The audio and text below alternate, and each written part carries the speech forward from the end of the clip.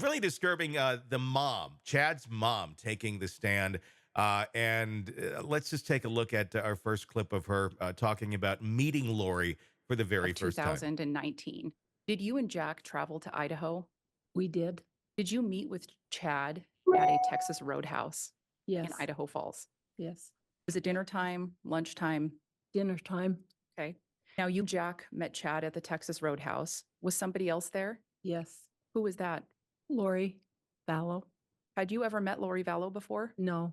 During that dinner, did Chad tell you and Jack anything about his relationship with Lori Vallow? I don't think he did as much as Lori did. Okay. What did Lori tell you? Well, we noticed that these rings on, and my husband said, "Are you engaged?" And they said, "No, we're married." Were you surprised? Yeah. Did they tell you when they had gotten married? No.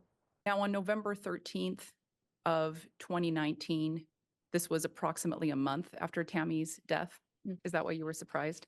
Yeah, I was. The dynamics there kind of interesting. Doesn't sound like a relationship with mom and dad where there's any room for criticism of Chad. Where it's just kind of like, yeah, we were surprised. We got a blooming onion. We called it a day. It's you gotta wonder.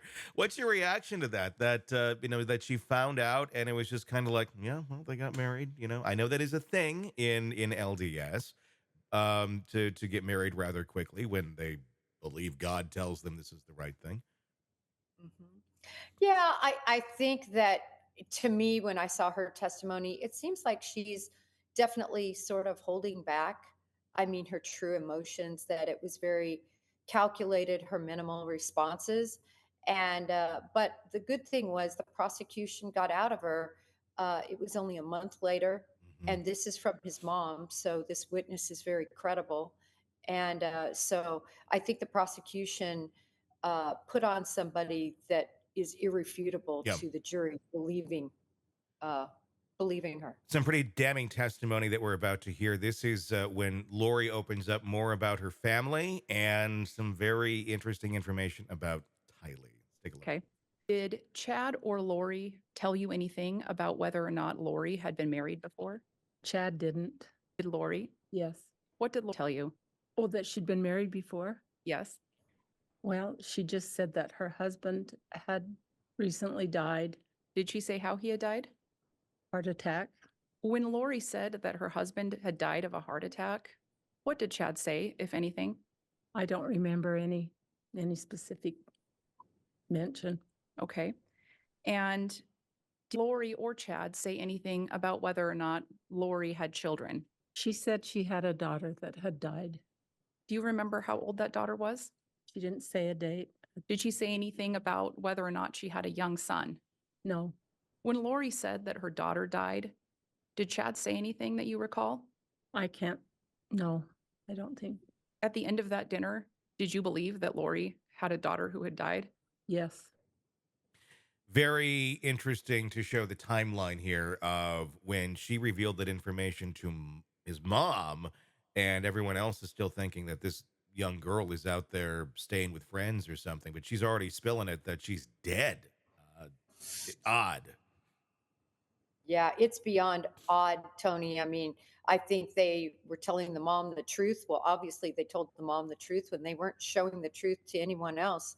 So, yeah, I think this was really mooted yet powerful testimony, meaning it wasn't dynamic in a sense because she was so quiet and unemotional, but it got through the messages, particularly the one you just pointed out, which is that time lapse that she Yeah. admitted it to them. There's a lot of ways where you look at this case and like, wow, they really kind of planned this out and were somewhat conniving and really pulled it over on a lot of people. But in some people, they were just flat out honest, like this case here. Did they just get really lucky with how long they were able to carry this charade on for, where they should have been caught far earlier in all of this just their actions in general, just the dumb excuses that they were giving people that people were buying. You know, I think it comes down to that individuals like this are seen as honest, Mhm. church going, preachers, law abiding, God fearing Yeah. people. And no one wants to assume bad things. It's very difficult actually for most people because most people, this is beyond their comprehension. So it never occurred to them that they could be suffocating their wives and burning and dismembering their children. It's just not something that's on their radar. And so normal people really do want to believe. I want to digress, Tony, really Yeah. quick back to the question you Yeah. had about how easily everyone was sort of convinced about that the Tammy, it was initially thought to be Yeah. she just died of natural causes. Tony, I think too, remember he was in that industry, if you will, in the True. industry of dead people. And so I think it was probably a pretty small community.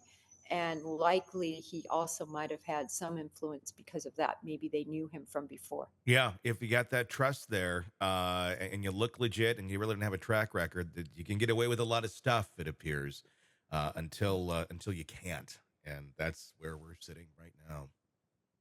Hey, thanks for checking out the video. Be sure to follow us wherever you download podcasts, and especially Apple Podcasts, where you can get advanced episode and premium content on our premium channel right there. Also, be sure to follow us on social media so you don't miss any breaking updates on the stories that matter to you most. We're on TikTok, X, Instagram, Facebook. Just search Hidden Killers Podcast with Tony Brueski, and you'll find us right there. Again, thanks for watching.